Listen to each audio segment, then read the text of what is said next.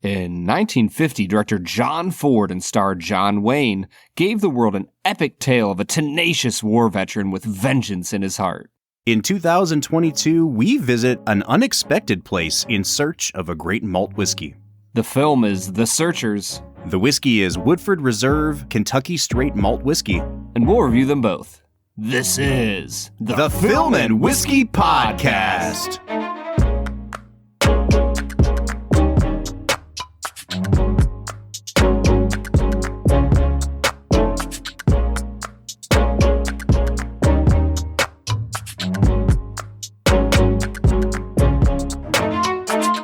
Welcome to the Film and Whiskey Podcast, where each week we review a classic movie and a glass of whiskey. I'm Bob Book. I'm Brad G. And this week we are looking at John Ford's 1956 masterpiece, The Searchers. Brad, this is a movie that, I'm not going to lie, I don't know that I've been looking forward to talking about this movie. It's one of the highest reviewed or highest rated movies of all time. When the AFI first did their 100 best films list in 1998, it came in at 96. And the next time they did it in 2007, it was number 12. So we're talking about a movie that is very highly revered. And we've mentioned it a lot of times on this podcast before, that people like De Palma and Spielberg and Scorsese hold this movie in super high esteem. And yet it's a really controversial movie. It's a movie that a lot of people are very critical of for its portrayals of Native Americans and racism, and having your main character be such a virulent and violent racist. And there's a lot to grapple with in this movie. And so I can't say that I was like rubbing my palms together like, oh boy, we get to watch The Searchers this week. Rubbing your De Palmas together. Hey, there it is. That's what people come to us for right there. That's it, man. Movie puns. All right, everybody. We'll be back next week. That's honestly probably the best thing we can contribute to the conversation about The Searchers. On The Searchers. Bob, I came into this movie just being wildly excited because I remember watching this movie when I was young with my dad and really enjoying it. And I didn't always like Westerns. My view of Westerns as a kid was like, my dad likes them, and they're often very long and very boring. Mm-hmm. This one, I did not remember being boring. I remember really enjoying as a kid. And so I was kind of excited to come back to it and see where I was at with it now that I've got a few years of movie critiquing under my belt. There you go. Yeah, I think this is my third time seeing the film. I remember watching it in high school and just not being impressed with it at all. But I also think that I watched it on like a VHS that I rented from the library. So you don't get the vistas of the John Ford cinematography. You don't have to rent from the library, Bob. You borrow. It's free. They actually charged me. They were like, no. That's $5 for you. Because racism. Because racism. Oh, man. Yeah, so I didn't like it the first time I saw it. I went back and tried again a few years later because, again, like all these filmmakers that I looked up to said that there was something there. And it didn't click for me. And so this was, I think, only my third time seeing it. And I got to say, man, I got a lot more out of it this time. But as a result of a lot of the conversations that you and I have had on prior episodes of this podcast. And I think what I'm most excited for today is to draw comparisons to other films we've seen and bring up points from conversations we've had, because they've really helped me in terms of processing what you see on screen here in this movie. Yeah, there is so much happening in this film. What I really love about it, if I had to kind of boil it all down, the characters in this movie are fascinating and the cinematography is gorgeous. Mm. And there's just so much to love in those two veins that for me, the movie just moved at a really nice pace to illustrate what the story was trying to tell you. You know, it's not the fastest paced Western I've ever seen, but it definitely has a cadence to it that gives you the feel for this, 5-year journey that our main characters go on. So that's actually my first question. Is it a 5-year total journey? Because I remember the first time they come home, they say, oh, you guys have been gone for 2 years. And then after that, they go back out, searching, and he writes her a letter. And then they come back the second time and she said, you've been gone 5 years and only one letter.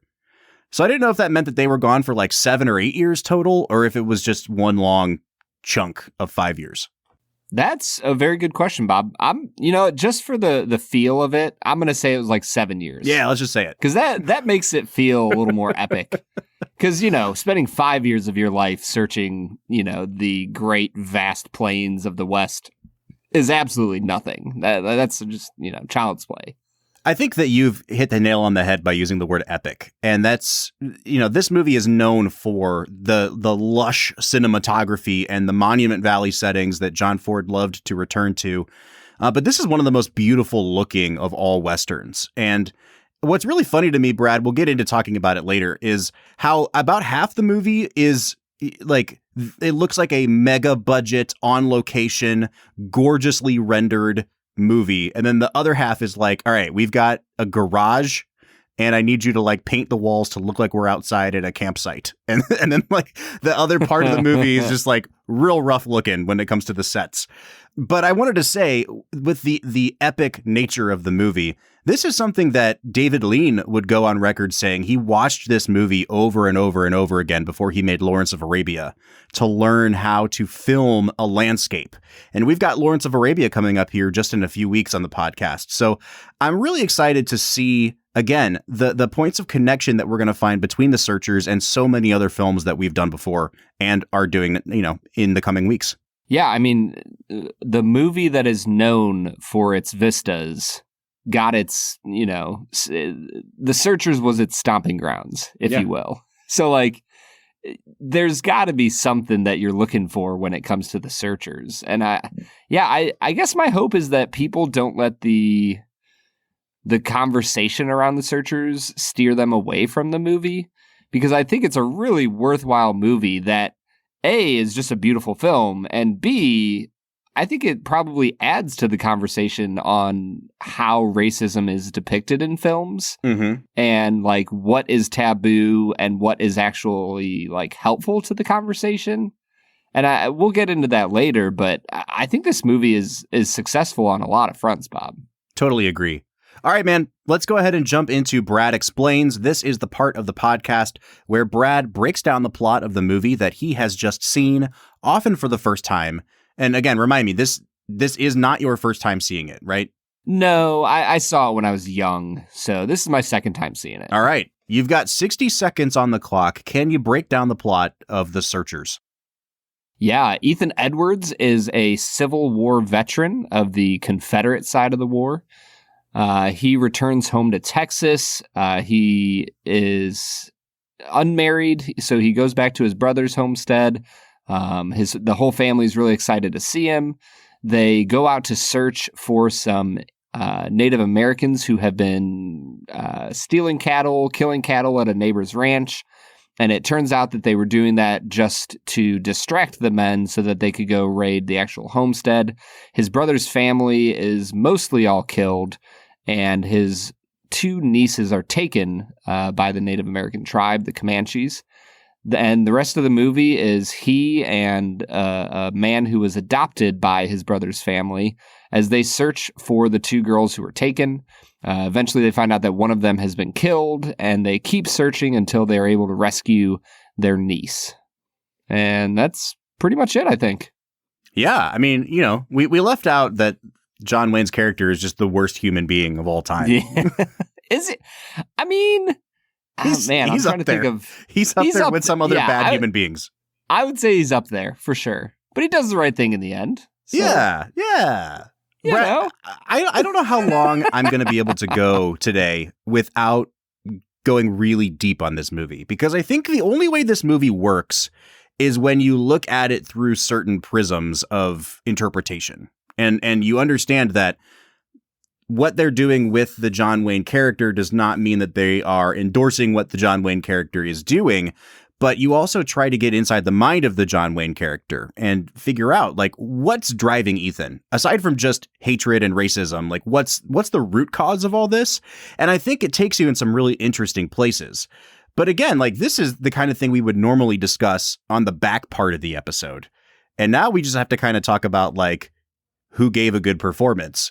But it's really hard to talk about this movie without just immediately jumping into, let's psychoanalyze this main character. Yeah, I mean, when you jump into the character of Ethan Edwards, he might be one of the more nuanced characters we've ever looked at, especially in a Western. Mm. Westerns are kind of known for, I mean, if I'm being honest, they're the ridiculousness of the characters. Like, I think about the movie McClintock. Sorry, McClintock. McClintock! Forgot the exclamation point.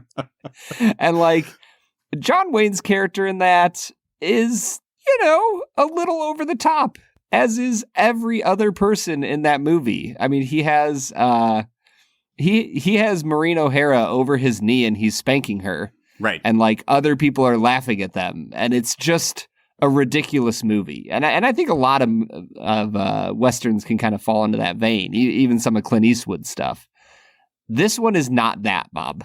No, it's not. And I think this is a good place to kind of talk about, let's at least start talking about the character's racism and motivations, because, John Wayne has not aged well. Let's just say it like that. Like, just the mythos of John Wayne has not aged well into 2022. And his off-screen persona, I think, often gets conflated with his on-screen persona. But every once in a while, John Ford would do some sort of little, subversive thing with John Wayne and get him to play a character that went against type. And not just went against type, but, like, actively interrogated the things that the John Wayne type is known for doing. And that's kind of what you get here. And I always found it funny that people look at Ethan Edwards in this movie and how he's a complicated character who is objectively a horrible person. And they try to question John Ford for being like, why would you make this the hero of the movie? Why would you make us root for this person? When I think the whole point of the movie is to ask that difficult question. And it's a lot more problematic when he's just doing casually racist things in movies like McClintock that never go examined. Do you know what I mean? Like, that movie is just super misogynistic and probably racist, but, like, yes, but because it's not explicitly so, or it's not, like, dealing with themes of racism, it's almost like we don't even talk about that. But I find those to be the more problematic roles than this one. Yeah, this one, the way his racism is portrayed, I think that you have Jeffrey Hunter, who plays Martin Pauly, who, is the second lead in this. The way those two interact really gives you kind of like, I don't know, the yin and yang of this movie, that, John Wayne's character really represents chaos and darkness and evil in a lot of ways. And Martin Pauly represents, like, the pure-hearted search and preservation of an innocent soul. Yeah, and like, I think that the way that those two characters are written, honestly, I don't understand why people would hate on Ethan Edwards so much, because they love anti-heroes nowadays, right? Like, all the Batmans have to be these dark, brooding, almost evil heroes, and if we love that, like, this is just a really early version of an anti-hero. Yeah, I mean, I don't know if I would go that far. I think it's just a complicated character, and you could call him the protagonist because he's, like, the main character of the movie. He's definitely not a hero. And I don't understand. I think it's too simplistic to read this movie in that way, that to suggest that John Ford didn't know what he was doing here. And in fact, like, all indications show that John Ford actually, like, made the character significantly darker than what was actually in the script and had him doing more explicitly racist things so that it was so obvious to the audience what kind of person he was. And to take a step back from, dissecting this character, I think at the end of the day, this is probably John Wayne's best performance. He doesn't win an Oscar for this movie. He doesn't win until True Grit in 1969, which is, again, a more conventional John Wayne type performance. Mm-hmm. And I think because you have him playing against type here, because Ford is drawing out this kind of character that interrogates the idea of the white man in the West and this sense of the Comanches are corrupting our white heritage. It's such an interesting character. And Wayne actually, I think, does a great job in this movie. In the first few scenes, he's playing John Wayne, and I'm like, oh God, it's going to be another one of these movies, isn't it? And as the movie goes on, Ford uses these incredible close-ups. And every time he does a close-up on John Wayne's face, I've never seen it looking so haggard and tired and run down and sad. Mm-hmm. And it's not the heroic kind of cocky, swagger of a normal John Wayne performance. This is a very different type of man. And I think Wayne actually does a really good job portraying that. Yeah. And once again, I think it's really the performance of Martin Pauly of Jeffrey Hunter as Martin Pauly that kind of draws out those nuances in his character, that it is Pauly who provides someone for Ethan to bounce off of, mm-hmm. who is a conscience to show how deep and how far gone Ethan Edwards is. Yep. And hopefully, at the end of the movie, when he doesn't kill his niece, it's hopefully because he's been watching, Martin's dedication to the cause of saving her that has also redeemed Ethan's heart as well. All right, let's talk about Jeffrey Hunter a little bit. And I guess I'll just start by saying, I think that John Wayne outacts everyone in this movie by a lot.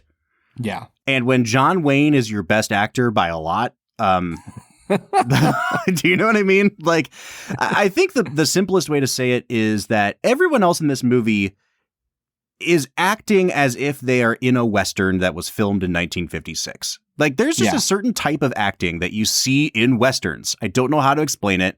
I guess you could call it overacting, but it never gives the sense of, oh, this is probably what it was like on the frontier. It's just, no, these people are in a Western. And it's the same kind of acting in whether it's in a John Ford movie or whether it's an episode of Gunsmoke on TV. They all act the same. And Jeffrey Hunter and Vera Miles and everybody else in this movie acts in that way. And the only person who's doing anything remotely different from that is John Wayne.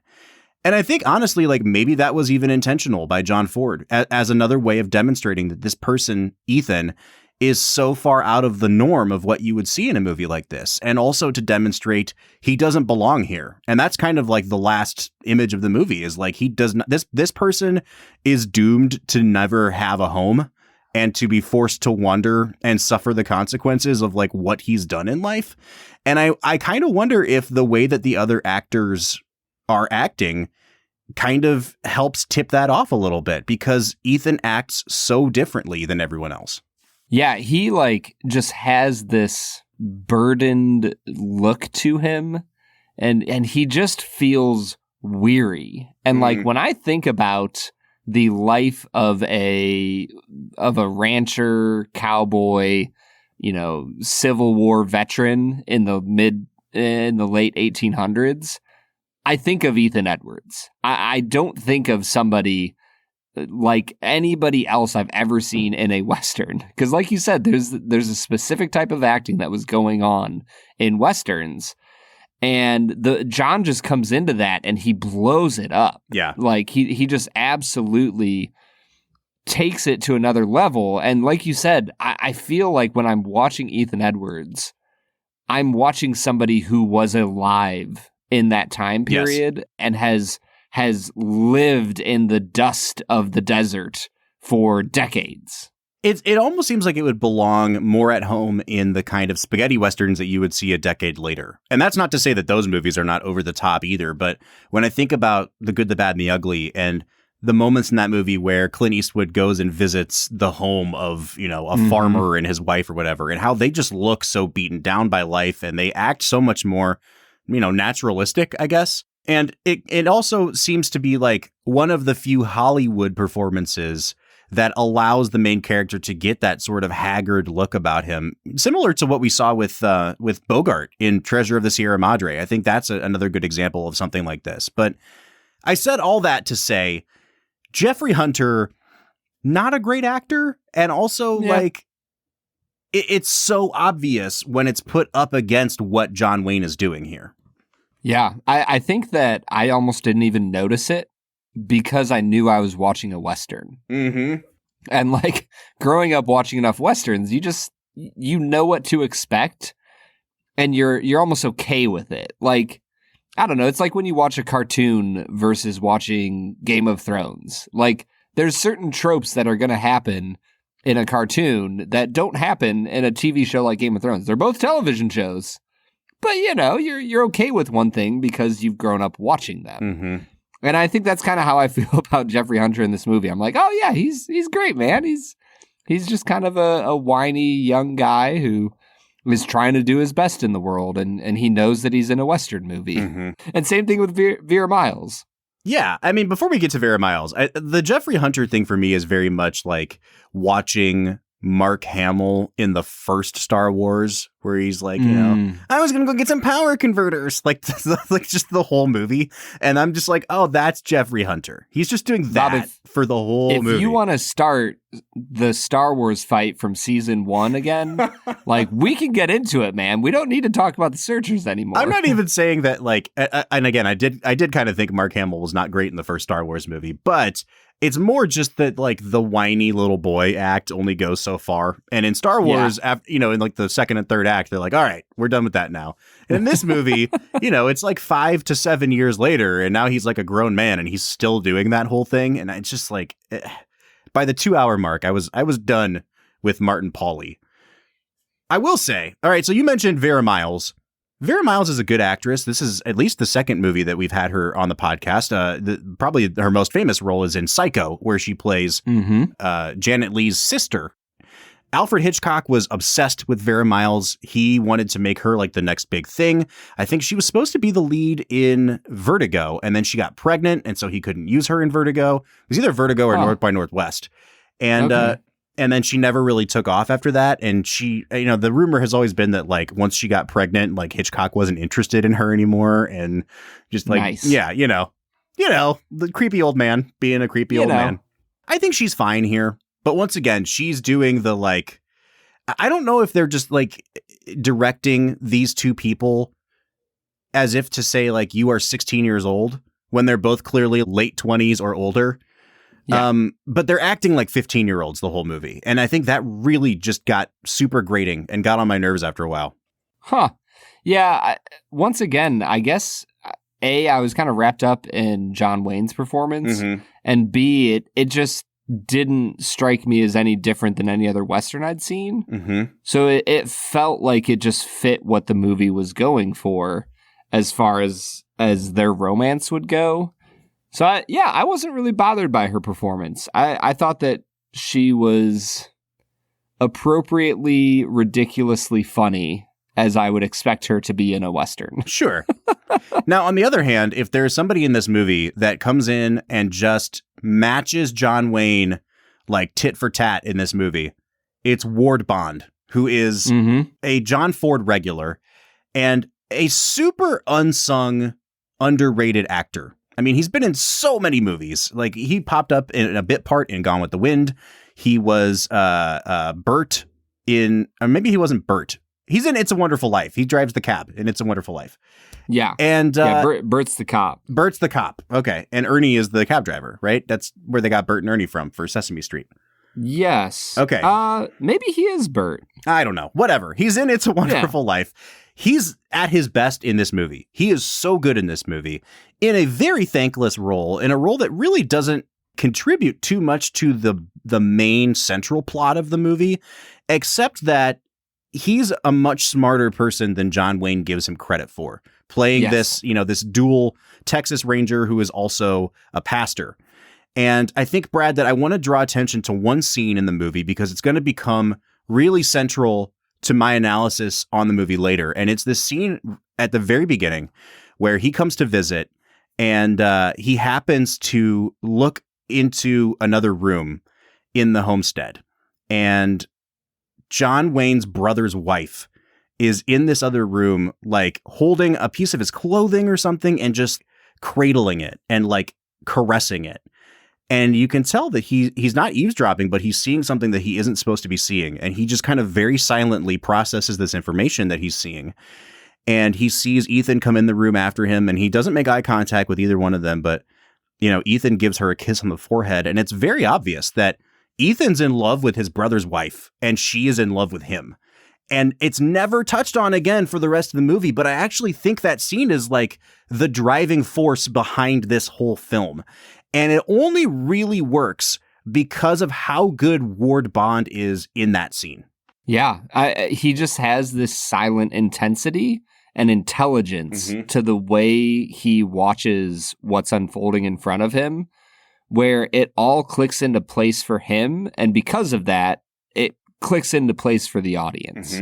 Because I don't think that there's enough in the other scenes to pick up on the wife's love for Ethan and his love for her. And yet that little scene, like you said, it provides the main thrust for why he would be willing to search for her. And I believe at some point, oh man, I'm trying to remember if it's him or somebody else. I think he goes, "It's not what Martha would have wanted." Yeah. And he's talking about Debbie being, a Comanche Indian, essentially. Right. And so that's like his justification for why he would kill her. And it like that's kind of the only callback to it, but it's such a powerful move to move from the first part of the movie of like, oh, like they're in love with each other and they can't be together. Once again, establishing that John Wayne cannot live in this world forever, to the end of the movie where it's like, this is my reason for killing my niece, which is a brutally dark sentiment to have in a Western. Just a little bit. All right, before we go to break, Brad, is there anybody else that you want to touch on in the cast? I mean, obviously we've got Natalie Wood, who has been on the show a few times and just happens to find herself in some of the best movies ever made. Like she's Debbie in this movie for 4 minutes, and it's just like, all right, check that off the list, and you're in one of the greatest movies of all time. She doesn't really contribute anything, but our boy John Quaylen from Grapes of Wrath shows back up in this movie. Man. He's back, not as good this time. Nope. Not quite as good. He's doing a voice that I would describe as Swedish Geppetto. Like he kind of sounds like, oh, my Pinocchio, but he's doing it with a Swedish accent. 100%. So, it feels like he was going, I don't know, I guess Jorgensen, he was going for Swedish. It sounded to me like he was trying for Italian almost. Yeah, that's what I'm saying. Like it went back and forth between Norway and Italy. It wasn't great. I don't care. I liked seeing him. It was great to see him. My favorite character in the movie, by a country mile. Oh, good expression. Charlie McCory. Oh, yeah. Played by Ken Curtis. Ken Curtis. They are trying to sell. He's just the worst match for Vera Miles that you could ever imagine. And then they were like, we need to give him something. And so he starts playing on his guitar and singing, I think, Skip to My Lou. And he has a phenomenal voice. But then he starts talking again. And if you haven't seen the movie, I'm genuinely not exaggerating when I say, he just kind of sounds like this. And he goes, Laurie, I love you so much. It's not a voice that a real human would have. No. At all. But then he starts singing and he's got this beautiful country lilt to his voice. And you're like, oh, he's 100% just putting this on. It's ridiculous that I'm here for it 100%. The funny thing is he has the jawline and that sort of really chiseled look to him and the same, almost the same teeth as John Carradine, who we've been talking about with other Ford movies. And I was like, that's not John Carradine. He'd be so much older by the time we got to this movie. Who is that guy? And it's obviously no relation, but it's so funny because we had just talked about the Carradines in last week's episode. And then Ken Curtis comes in here and messed with my mind for a little bit because he looked like he could be related to them. And that's what I think I love about this movie is that while it is this kind of dark portrait of a man trying to reckon with who he is, it's also just this really kind of lighthearted tale about a young man trying to balance out duty versus love and the shenanigans that he gets into, finding himself with a Native American wife and, fighting the most ridiculous person ever in Charlie McCory. And it's just lighthearted in the right moments and serious in most of the film that I just like what Ford was able to do with this movie.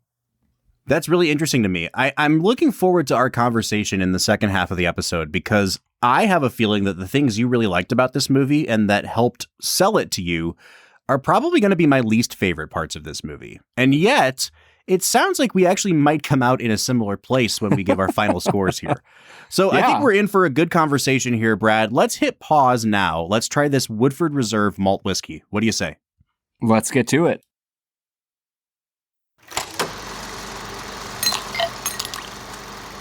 All right, so today we are checking out Woodford Reserve Malt Whiskey, Kentucky Straight Malt Whiskey. Brad, this is a very interesting whiskey from Woodford because it's not a single malt. Like, it is not made completely from malt.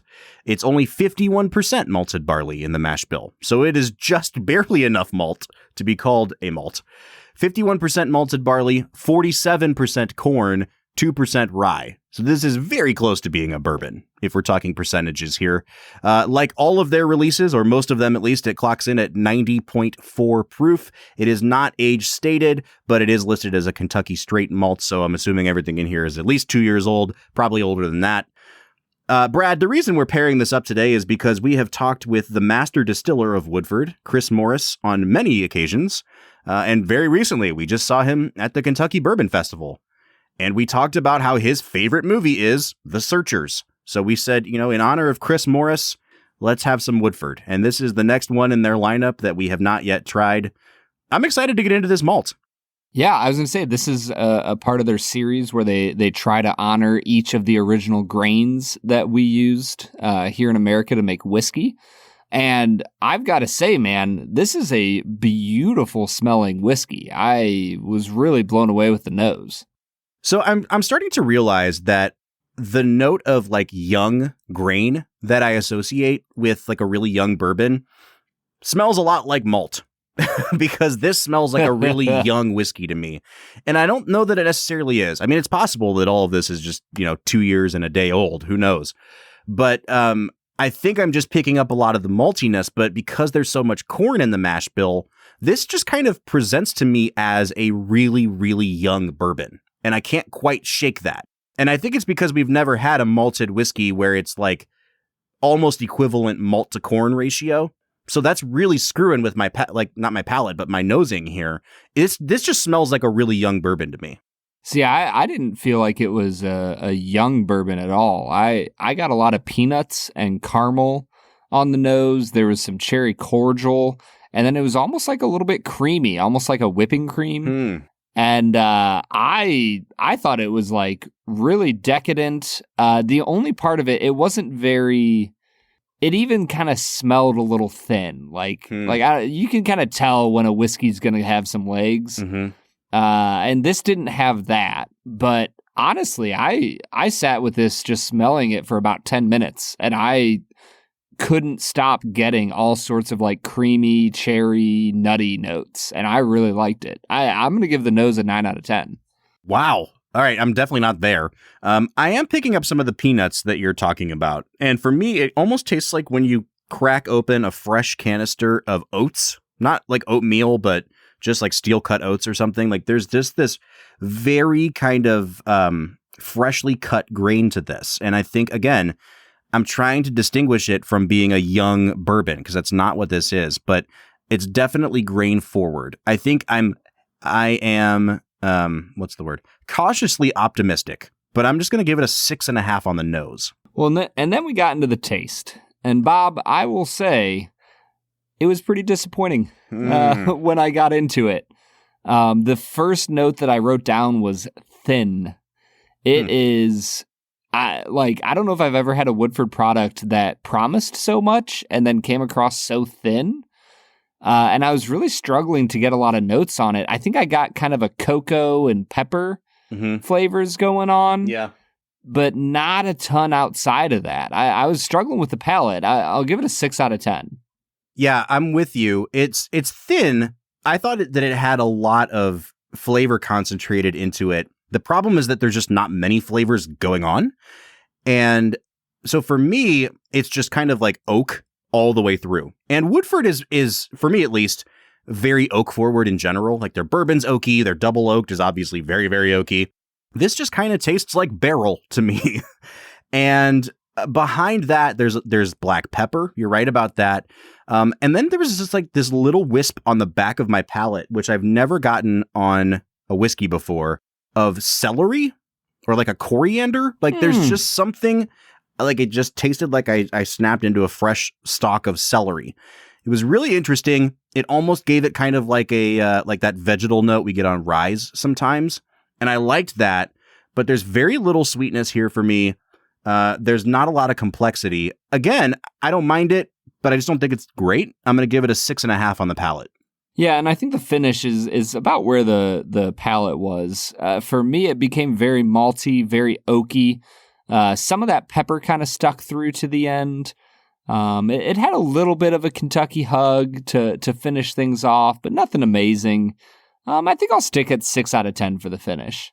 Yeah, I think for me, the finish is probably the high point of this. I just took a second sip, and the cocoa is really coming through on the second sip. I like that a lot, and it's present on the finish. There's not a ton of oak left on my palate the way that it was when I first took a sip.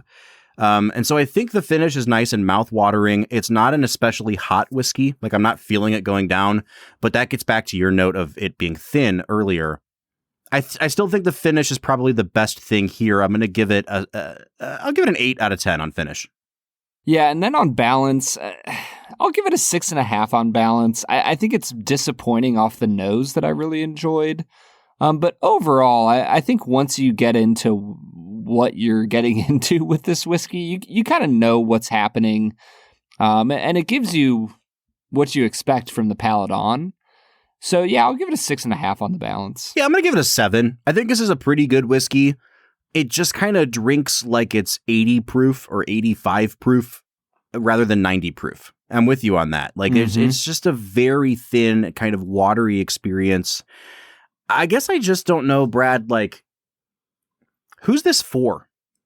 You know what I mean? And I, like, this is going to sound like one of the most critical things I've ever said about a whiskey. And I don't mean it that way, because listeners to this podcast know I love Woodford Reserve. But, like, there's really good American single malts out there. There's really good blended scotch out there. There's really good single malt scotch out there that I would recommend to beginners in the world of malted whiskeys. And I just don't know, like, is this supposed to be a gateway into drinking malt? Is this just like, hey, this was a fun thing for us to make, so we're going to keep putting it out? I don't really know who I'm supposed to be recommending this to. Yeah, I'm with you, man. And I think that kind of takes us into our value category. You know, this is priced with all of their baseline offerings. It's $36 in the state of Ohio, and I think you can get that pretty readily across the country. I don't know, like a 5.5 for value. Because I'm with you that there's the reality that I just don't know who would want to pay $35 for this. Because I think there's a lot of other options out there in this price range that might just give you a better experience with malt. I agree. I don't see, this is the hard thing, is like, what are we comparing it to know that it's a bad value? Are we comparing it to Woodford's bourbon? Because this is markedly worse than their bourbon, right? Are we comparing it to a blended whiskey that's $35, like a Monkey Shoulder? Because I think this is probably like about as good as Monkey Shoulder, but I'd probably still pick Monkey Shoulder. I mean, it has a monkey on the bottle. That's true. This has no monkeys. So points off for no monkeys. Yeah, I guess that's what my big struggle is. Like, it's hard to find a value on this. I don't think $35 is really overpriced, but I just don't really know what's the comparison point here. So I'm going to give it a 6 out of 10 on value. That brings me out to a 34 out of 50. Bob, I'm sitting at a 32.5 out of 50. Oh, wow. Okay. All right, so that brings us to a 66.5 out of 100, or a 33.25 out of 50, which is kind of one of our lower ones this season, Brad. And here's the thing. I don't think this is a bad whiskey. I don't even know that I would call this a mediocre whiskey. Like, it's not bad. But yeah, I don't know that there's anything here for me to be like, yes, go buy a bottle. Or even, yes, drop $8 to $9 on a pour of this at a bar. Right. Like, it's good. If someone has it at their house, like, it's certainly worth drinking. But among Woodford products, this is probably one of my least favorites. Yeah, I mean, if you have a group of people that you're, drinking whiskey with and, 5 people want to go in on a bottle, go for it. Like, yeah, it's worth spending a few bucks, have a few pours. But overall, I think I'm with you, man. I don't know if I can recommend at the bar or, in your house. All right. Well, that has been Woodford Malted Whiskey. Brad, let's get back into talking about The Searchers. What do you say? Yeah, I'm super pumped, man. Let's get back to it. All right, everybody. That was Woodford Reserve Kentucky Straight Malt Whiskey. A whiskey that Bob and I were decent on. It was okay. Yeah, it was fine. You know what we are more than fine with, Bob? Is it 2 facts and a falsehood? It's 2 facts and a falsehood. This is like really, really quickly turning into my favorite segment of our podcast. Like, it's a blast, man. It's fun. It's fun to do. It gives some interesting facts. It creates a little bit of competition, which, we're Americans, so we're suckers for that. It's a good time, man. So for those of you who don't know, this is the part of the podcast where Brad will present 3 things to me, all of them as fact, when in reality, one of them is a complete lie, and I have to guess which one is the lie. Brad has been getting better and better at writing these, and so it's been getting very hard, but I'm well over 500 now, I think, Brad. I think I'm like 8 and 6 on the year. Does that sound right? I believe so. Yeah, you've been on a run for a while here. Well, that ends soon, my friend. I know you well enough.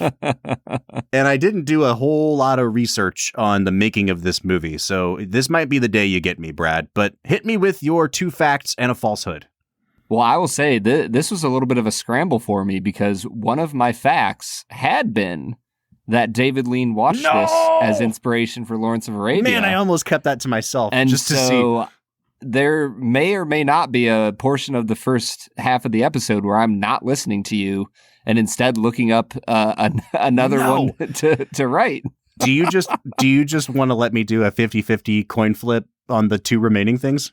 I don't. I'm so mad at myself.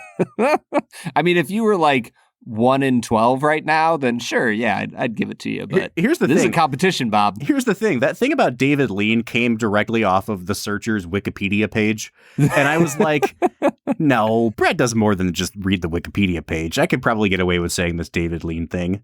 Yeah, sure. Of course. All right, Bob. Fact number 1. John Wayne, a decently famous actor. He loved the role of Ethan Edwards so much that he ended up naming his youngest son Ethan in homage to the role. Yikes. Yep. That's a big no-no. Fact number 2, Anne Baxter was originally cast to play Laura Jurgensen. However, she took the role of Nefertiti in a little old movie nobody's probably heard of called The 10 Commandments, which led to Vera Miles being cast in the role instead. Fact number 3, Lena Wood played young Debbie Edwards, and Natalie Wood, her older sister, played teenage Debbie Edwards. Should I scan the Wikipedia page very quickly? Is what I should.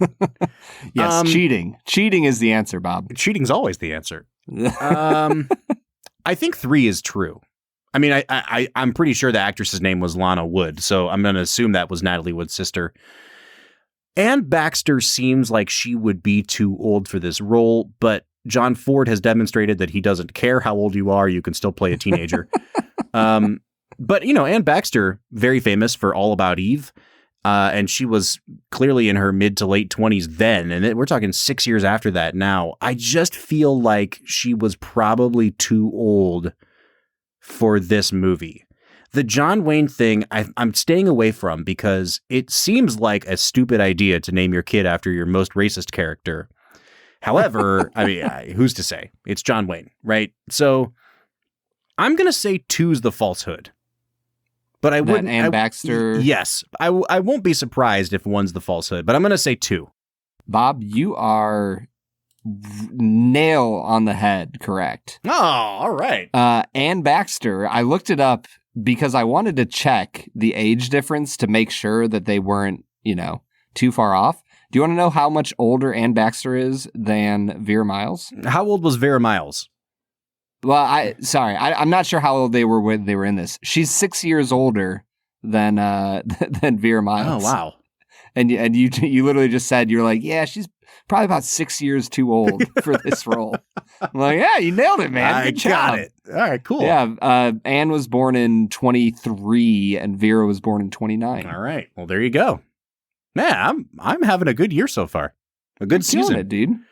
All right, Brad. Well, from the highest highs, let's dive immediately into the racist undertones of this film. let's just nosedive right into that.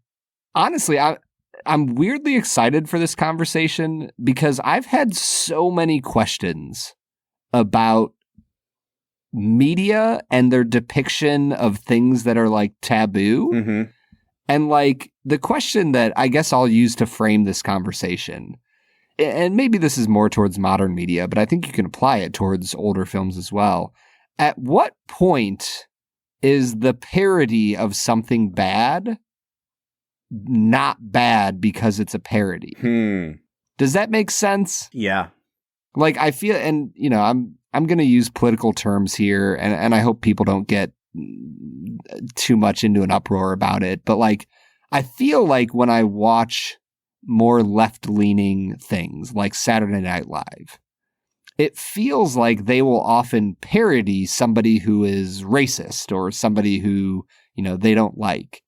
But they'll have those characters do really bad, evil, racist things. But it's funny because we're making fun of it. But I'm like, at what point? And I just brought up Saturday Night Live. The right does the same thing. So I'm not trying to like, you know, cast stones here. What I'm trying to point out is like, at what point is portraying racism just bad? And at what point is it helpful because we go, oh yeah, we all know that that's bad and it's good for younger generations to see it so they can see how bad it is and not do it themselves. Like, does that make sense? It's really funny that you brought up Saturday Night Live because I was thinking about a similar show, 30 Rock, which I think is a hilarious show. I love 30 Rock. Mm-hmm. Yep. And in the first season of 30 Rock, the character that's played by Jane Krakowski has a flashback, and you find out that this very white, very blonde woman is actually of Native American ancestry, and that her parents didn't approve of her dream to be an actress, and they kicked her off the reservation. And I think, to get back to what you're asking, the reason that I think that scene works, and the funny thing about it is I've seen people poo-poo that scene as like, this is racist. Why would you even portray this? The reason that scene works is because the Native Americans are not the butt of the joke in that scene. Like the whole joke is she's a white person and we're trying to play this off to you that it would even be plausible that she's a Native American. And I think the fact that Native Americans are in on the joke, but not the butt of the joke, I think plays a big role in it. And so I kind of want to use that as my framing device to talk about the racism in and of this movie, because I don't have a problem with anything John Wayne's character is saying, you know, in terms of like, he's very clearly racist. He's very clearly wrong. He's very clearly blinded by hatred. And the movie does a very good job of portraying that. And like, there's really no ambiguity there. And so anyone who has a problem with that, I think, is just not watching the movie close enough. I think there is a legitimate conversation to be had, though, about the way that John Ford kind of muddies up the waters a little bit, because it seems at times like he's trying to make a statement about this violently racist person. But then he throws in kind of like a slapstick humor scene where this imbecile Mose is pretending to be a Native American and using all the most offensive stereotypes to do that. And the joke in that scene isn't even like, hey, Mose is dumb. The joke in that scene is like, isn't it funny that he's doing these things? And I think that's part of where, if you're going to talk about things that have not held up well from this movie, it's those kind of things where it's like John Ford seems to almost be undermining the argument he's trying to make by including those things. I don't know. Does that make sense? It does. And I'm curious how you feel about the miscommunication scene, because I feel like... Wait, which one is this? When Martin Shawley is trading for, you know, a blanket and some goods. Oh, yeah. You know, he doesn't realize that he's actually trading for a wife. And I'm kind of curious because there's part of me that's like, there's a lot, like, it almost feels like a trope that when white people meet a foreign or a native tribe of some sorts, it's like, oh yeah, they're not able to communicate and they miscommunicate and they trade the wrong things. So it doesn't feel like it's outside the realm of the miscommunication between races, trope, but it just didn't fit super well. No, it didn't. And there's so many directions we can go here. But one thing that I really love is something that Roger Ebert wrote about this movie. And he basically said that, like, the fatal flaw of this movie is that it's trying to be two movies in one. And it's trying to be this really serious and dark and kind of like a soul-searching movie when it's about John Wayne's character. And then it's trying to be like this sort of over-the-top, broad comedy every time we return to the home front. And that it just, the clash of those two tones doesn't really work. And this is something that I wanted to talk to you about, because it sounds like, from your point of view, that actually really made the movie work for you.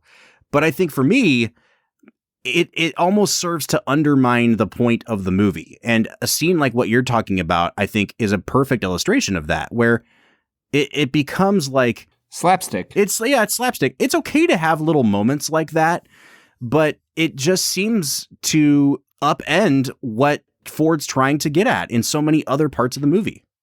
Well, and I think that the issue with, specifically I'll just keep calling it the miscommunication trading sequence. The issue with it isn't that the miscommunication happens. It's the way that Martin Pauly responds to it, and how, like you said earlier, how childish he is. She like lays down next to him, not even in a sexual way. Like, she just lays down next to her now husband, and he takes both feet, rears back, and like kicks her down this hill. And, John Wayne is laughing about it, and Martin's telling him to shut up, like it's not funny, and it's just not funny. None of it's funny. No. And I think that scene could have worked. I think that if there's the accidental communication, John Wayne pokes at a little bit, but then they just get on with the seriousness of their hunt, and, she helps them with their hunt. I think that there could have been a meaningful interaction there of, like, Ethan realizing, like, maybe I'm not as right about these Native Americans as I thought I was. And there could have been a meaningful relationship there, and her death could have felt more powerful. And right. I'm like, it just felt like there's a missed opportunity with her character to make some slapstick comedy jokes. Yeah. No, I totally agree, man. And I don't know, I guess what I'll do now, if it's okay with you, is I want to present what I think is actually the better way of reading this movie. And the racism obviously is there, and it's a lens through which to read this movie. But if I can give a preview of my pick for Let's Make It a Double, we've been doing this thing every week where we pick a movie to serve as a double feature for the movie that we've just seen. And Brad, if I had to pick a movie to line up with this movie, it would be one that we just recently watched, and it would be Raging Bull.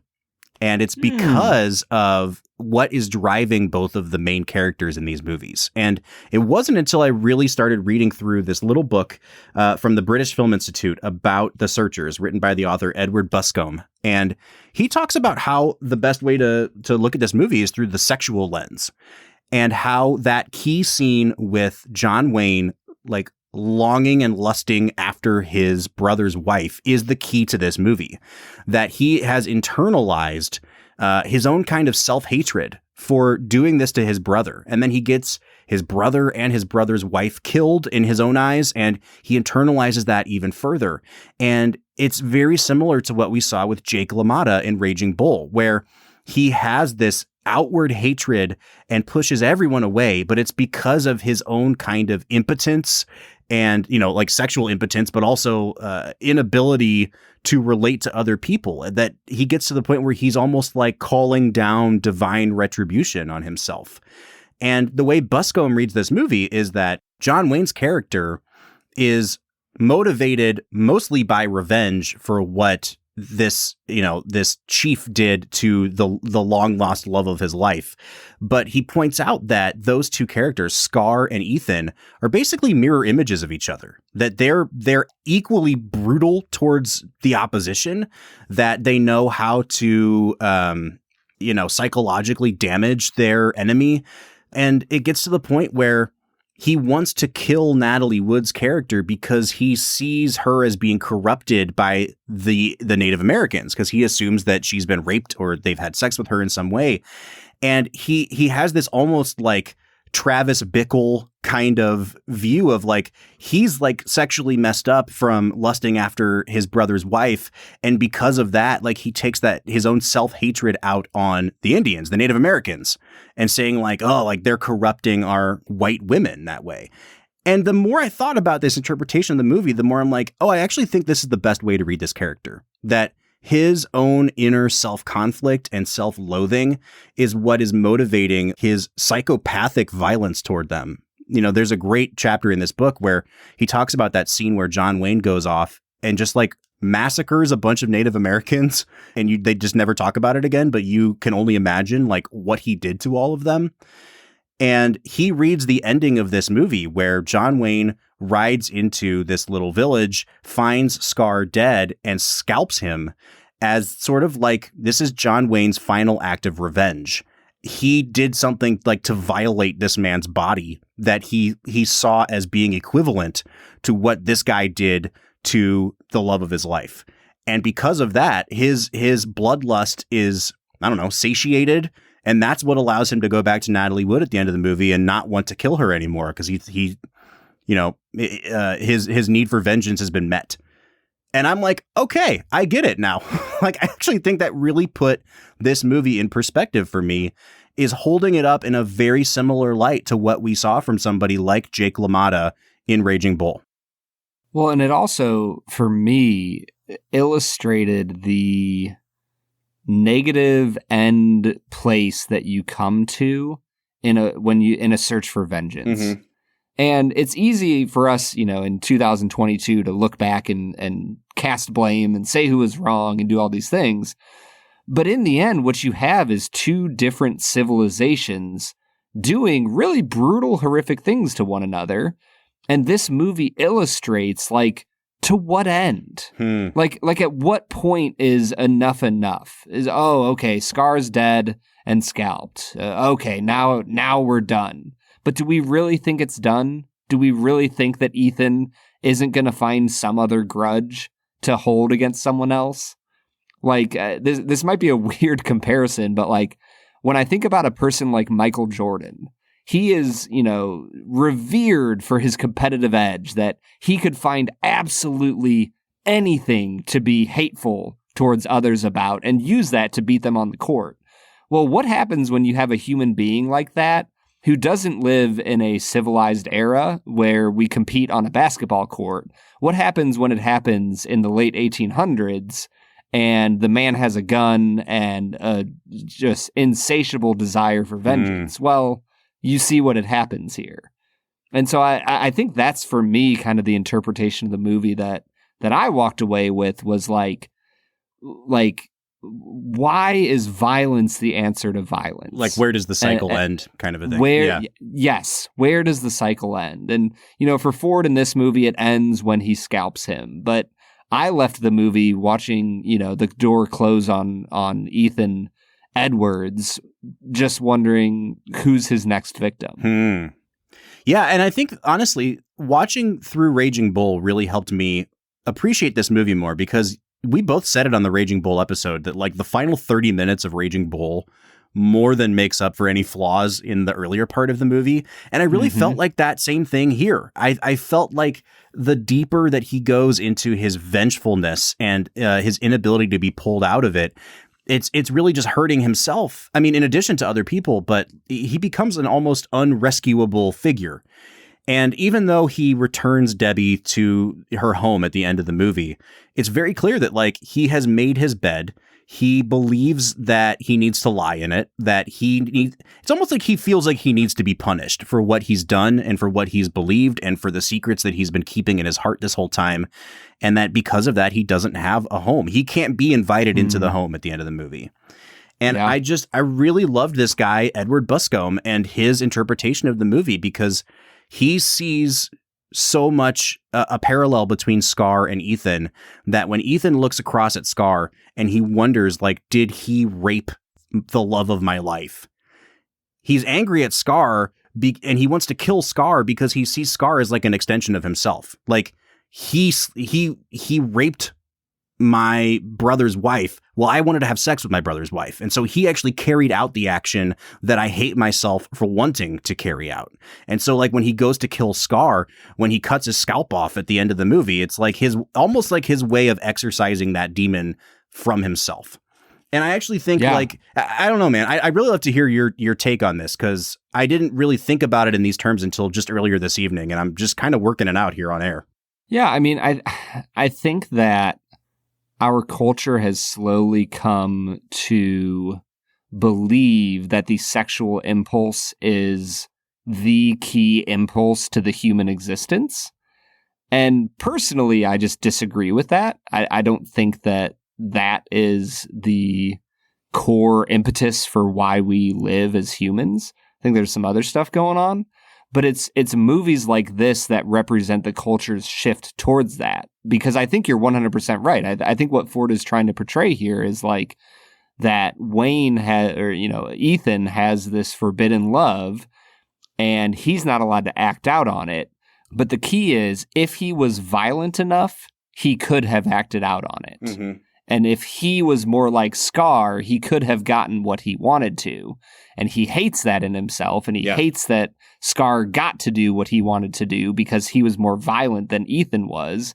And he wasn't bound by propriety. And so for the rest of the movie, Ethan is not bound by propriety anymore. He's chosen the path of violence. All right, man.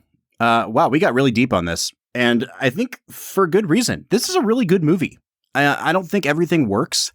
And, we haven't even really talked about the fact that John Ford hired a German guy to play his main bad guy in Scar. Who very obviously does not look Native American when he very obviously chose and he chose a part of the Navajo tribe to play the rest of the Native Americans in this.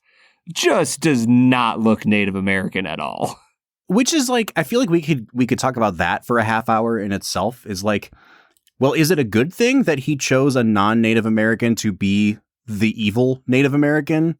Yeah. Or is it even more insulting? Dude, I don't know. I feel like you could look at it both ways. Like, our actors aren't good enough to play an evil character. You know what I mean? But then it's like, well, would you want to be portrayed that way? So I don't know. But like I'm saying, there's a lot of flaws with this movie. But I think what it's setting out to do, it ultimately accomplishes. I am much higher on this movie than I thought I would be, even like 2/3 into watching it. I'm going to come out to an 8.5 on this film. Bob, you never let me do my make it a double. Oh, yeah. What would your double be? I think that my double feature, mostly based on the plot, but also based on the tortured main character, Gone Baby Gone. Oh, nice. Wow, that would be a heavy back-to-back. Jeez, man. I literally almost changed it because I was like, that might be the most brutal 4 to 5 hours you would ever spend watching movies. What a great movie. How good is Gone Baby Gone? Dude. It's so good. I'm never gonna watch it again. It's that good. Except when you fire it up right after The Searchers, apparently. Oh, man. Yeah, it's so good. Also, can I just, you were bringing up Raging Bull earlier. Can I just say that final scene with Pesci and De Niro might be the saddest scene in any movie we've ever watched? Where they're like in the parking garage together? Yeah. Oh, yeah. Yeah. It's just brutal. Well, folks, we hope you've enjoyed today's installment of Film and Whiskey. Brad, what would you give this movie out of 10? I'm going to give it a 9 out of 10, Bob. Yeah. I think it is truly one of the greatest Westerns ever made. And I'm just a huge fan of this movie. All right, so we are coming out to an average of an 8.75 out of 10, but we'd like to know what you think. So please reach out to us on social media. You can find us on Facebook, Twitter, Instagram, and newly on TikTok at Film Whiskey. Or if you want, you can jump onto our Discord. Discord is a really cool place. It's kind of like a private social media where only the people you want to talk to are on there. And we just have a blast talking about movies and whiskey and all sorts of other things. So if you want to join the conversation, go to the end of any of our show notes and you can find a link to our Discord there. Next week, we'll be wrapping up our John Ford miniseries with a much lighter movie than The Searchers. It's 1952's The Quiet Man. So we'll see you for that one next week. But until then, I'm Bob Book. I'm Brad G.